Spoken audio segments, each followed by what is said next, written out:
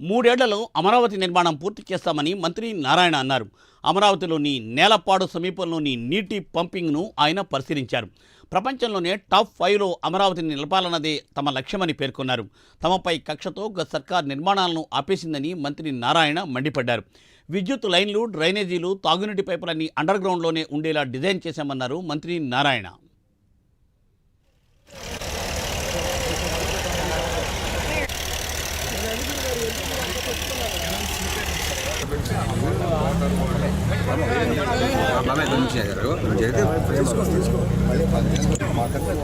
Legal issues solve చేసుకుంటారు.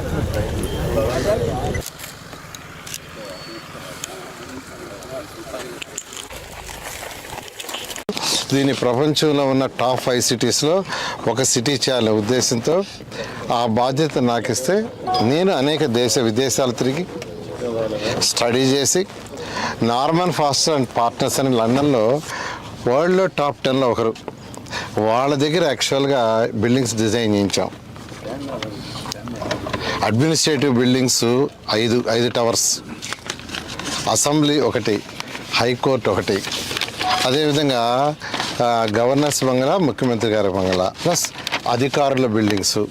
ఇప్పుడు అధికారుల బిల్డింగ్స్ తీసుకుంటే మొత్తం 4053 అపార్ట్మెంట్లు, 4053 అపార్ట్మెంట్స్.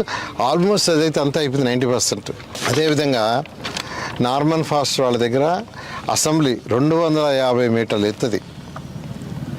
ఎందుకంటే అసెంబ్లీ జరిగే జనరల్గా సంవత్సరంలో 40 రోజులు, 50 రోజులు, అంతే 60 రోజులు మ్యాక్సిమం. జనరల్గా 40 రోజులు జరగద్ది. రిమైనింగ్ డేస్లో దాన్ని ఒక టూరిజం ఇదిగా చేయాలనే ఉద్దేశంతో ముఖ్యమంత్రి గారు ఆ టవర్ని 250 అడుగుల ఎత్తులో, అంటే పైకి పోయి 250 మీటర్లు ఎత్తు పైకి పోయి ప్రజలు అక్కడి నుంచి సిటీ మొత్తం చూడొచ్చు వ్యూ. అలాంటి డిజైన్ చేయించి దాన్ని యాక్చువల్గా వర్క్ స్టార్ట్ చేసి మొదలుపెట్టాం. ఈ విధంగా అమరావతి రాజధానిని గత ప్రభుత్వం నిర్విరామం చేసింది, 3 ముక్కలు ఆటాడింది. ఇక్కడని ఏదేమైనప్పటికీ ప్రజలు దానికి తగ్గట్టుగానే బుద్ధి చెప్పి 11 సీట్లతో నిమిత్తం చేశారు. వై నాట్ 175 అన్నాడు.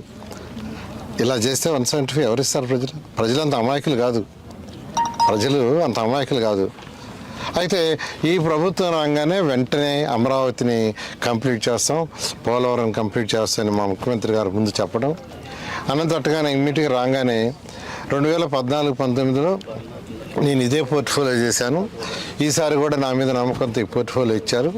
దీని ప్రపంచంలో ఉన్న టాప్ 5 సిటీస్లో ఒక సిటీ చేయాలనే ఉద్దేశంతో ఆ బాధ్యత నాకు